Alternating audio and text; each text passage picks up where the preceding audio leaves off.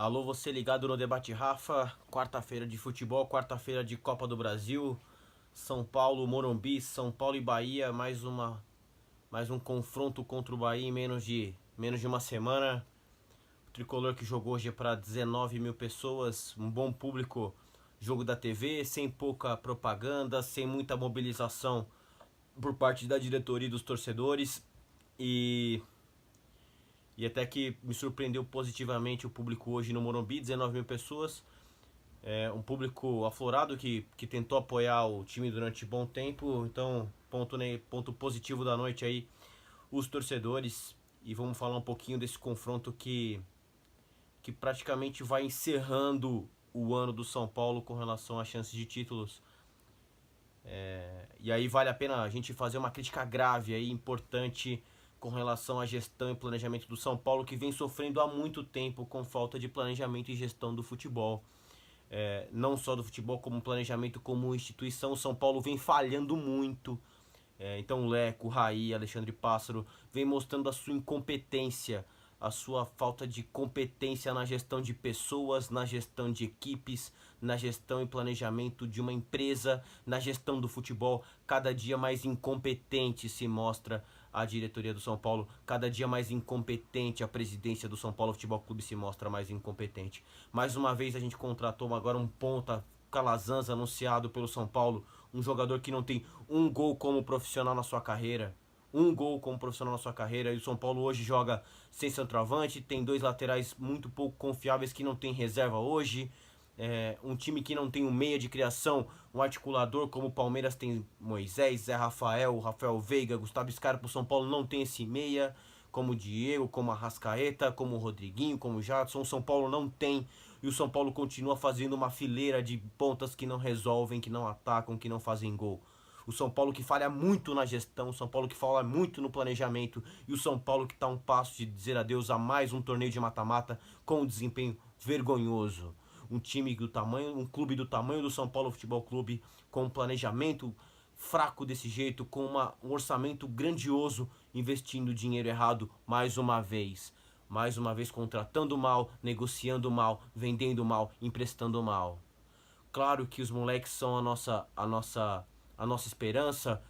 Uma reclamação não é talvez aí por uma eliminação, se os moleques estivessem em campo, mas a nossa principal joia atualmente ficou no banco. Por problema de gestão, por problema de priorização de campeonato. Como que você me joga um jogo no domingo passado contra o Bahia também no Morumbi, com o time todo completo, e joga hoje com um time praticamente misto? E aí eu sou obrigado a ouvir o Cuca no caminho falando que o torcedor não sabe do que acontece, que os jogadores não tinham condição de jogo. Se não tinha, por que ele não mesclou domingo? É um absurdo. É absurdo. O time que ficou meio de semana livre na semana anterior. Um time que já tá fora da Libertadores. A gente tá em maio e o Hernanes ainda reclama de dor nas pernas. Um time que morre no meio do segundo tempo. Um time péssimo. Um clube pessimamente preparado. Nós estamos chegando em junho. Metade do ano.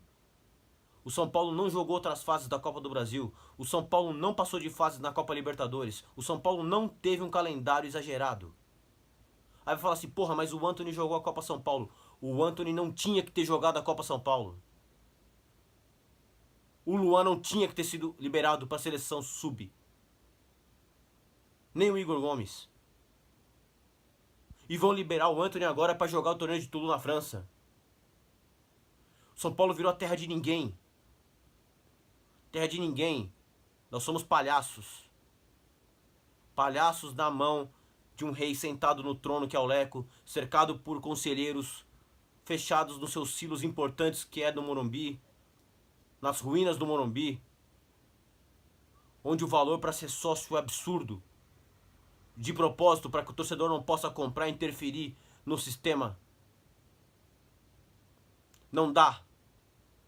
Não dá para gastar 8 milhões de reais, de dólares, de euros, no centroavante que não é centroavante, que não é artilheiro, não tem histórico de artilheiro, que depois machucou e depois você não tem outro. Eu escutei o Raí depois da entrevista do domingo falando, emprestamos o Trellis porque esperávamos o Carneiro. O Carneiro nunca foi centroavante no Uruguai. O Carneiro era ponta de lança. O Carneiro não gosta de jogar de costa pro gol. E aí você empresta o Trellis que não é o primor, mas era um atacante, e depois se desfaz do Diego Souza e você fica sem centroavante. Ah, mas Cotia não revela, aí você enfia o Gabriel Novaes lá no Barcelona B.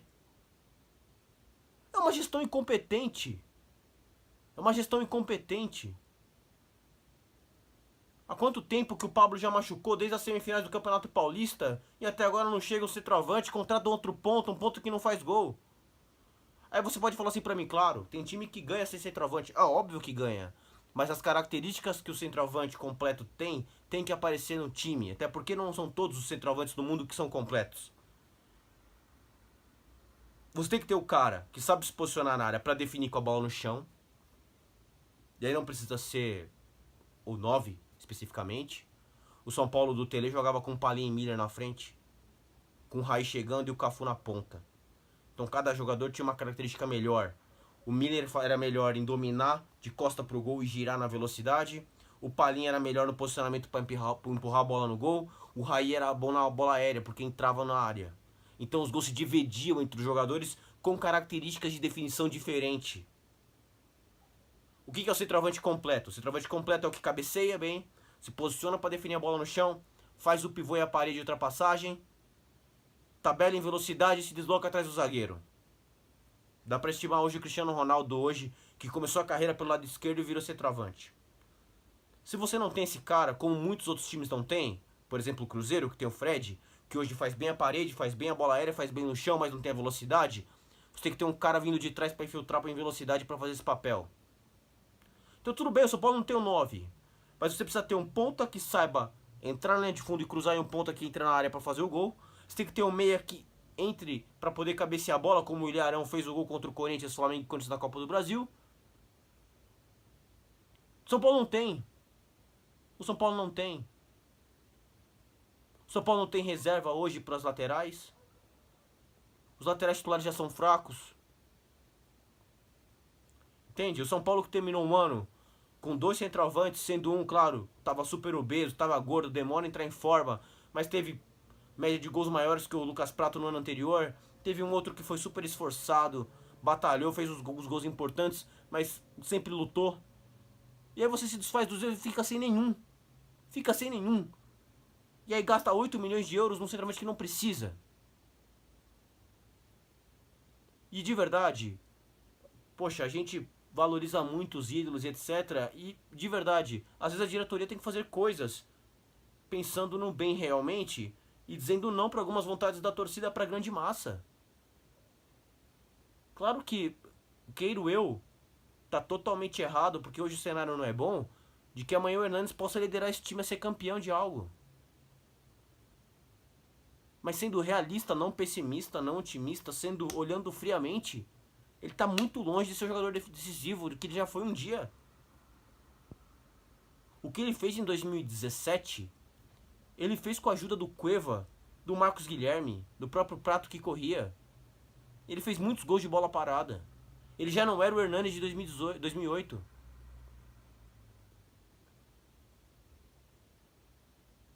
E aí trouxe o Pato, que talvez não fosse o jogador que a gente precisava, a gente comemorar a contratação, discutir com alguns amigos sobre deveria ou não ter vindo, conversei com o Danilo sobre isso, um amigo meu irmão.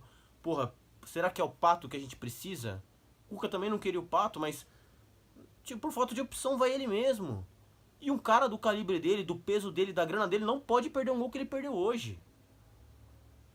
Então, de verdade, não quero a saída do Cuca. Eu fui um dos defensores do Cuca até do ano passado. Gosto muito dele. Tá nítido que o time piorou na mão dele. Ele queimou o Everton Felipe, na minha opinião, desnecessariamente, porque olhando o futebol de todos, ele não, pelo contrário, não era pior do que os que estão aí jogando. O Everton que veio do Flamengo tá uma porcaria desde o ano passado, tá fazendo muito pior e a torcida não pega no pé do cara. E já queimou ele. E o grande diferencial que o São Paulo teve com o Mancini, que era o Antony, o Igor e o Everton Felipe, trocando de posição o tempo inteiro e invadindo a área, porque o Everton Felipe tem essa característica de invadir a área, o São Paulo perdeu. O São Paulo perdeu. Então hoje o que eu vi foi o time do Jardine com 4 ou 5 jogadores enfiados lá entre o zagueiro, muito pouca flutuação, muito pouca troca de posição, e nas raras chances de gol, uma grande falha na conclusão das jogadas. E aí, poxa, eu vi pesquisa hoje em blogueiro famoso, ah, o Léo deve jogar no lugar do Reinaldo. O Reinaldo é ruim, eu não sou fã do Reinaldo, mas o Léo é pior. O Léo é pior. Você não pode jogar um jogo decisivo com o Léo na esquerda. E vale lembrar que é o Léo que estava na lateral, que não marcou no cruzamento do gol do Corinthians na final do Campeonato Paulista. Quando o Cuca deslocou o Reinaldo pro meio campo e o Léo ficou na esquerda e não marcou Sornosa. Foi lá pela esquerda que saiu o gol. E hoje ele me faz uma palhaçada que não tem nem várzea. Chutar a bola no próprio zagueiro pra sobrar pro cara fazer o gol. Isso é pra botar o cara mandado embora no vestiário. Pra não vestir mais a camisa do São Paulo. Tem que parar de se contentar com pouco. Tem que parar de se contentar com pouco. Tem que pensar grande. Tem que pensar grande. Se tentar fazer o que os outros já estão fazendo, não vai adiantar. A gente tá muito atrás. Tem que olhar lá pro passado e entender que tem que ser vanguardista. Tem que tentar pensar 10 passos na frente para tentar alcançar. Senão vai sempre correr atrás. Hoje é nota 0 para todo mundo. Nota 0 para presidente, nota 0 para diretoria, nota 0 para todo mundo. Nota 0 até para torcida que não soube protestar hoje. Que falou que ganhar domingo é obrigação. Obrigação seria virar o jogo quarta-feira que vem. E hoje a confiança é 0. Hoje eu tenho 2 certezas, que o São Paulo dificilmente vai fazer gol e que a gente vai morrer. Porque o São Paulo é o pior mandante hoje, dentre os grandes e dentre os 20 clubes da Série A. Com um ataque pífio e um time que treme quando precisa. Então a situação é extremamente alarmante, extremamente preocupante e decepcionante. Porque o dinheiro vai por água abaixo, o dinheiro vai pelo ralo e depois a desculpa sempre é a mesma. É porque não tem dinheiro para contratar, é dinheiro não tem para repor. E a fila de ponta tá lá enfileirado. Você tem Everton Felipe, Rojas, Calazans, Birubiru. Sabe? Pega tudo, embrulha, põe uma fita e deixa na casa do Leco do Raí. Uma vergonha. Uma vergonha.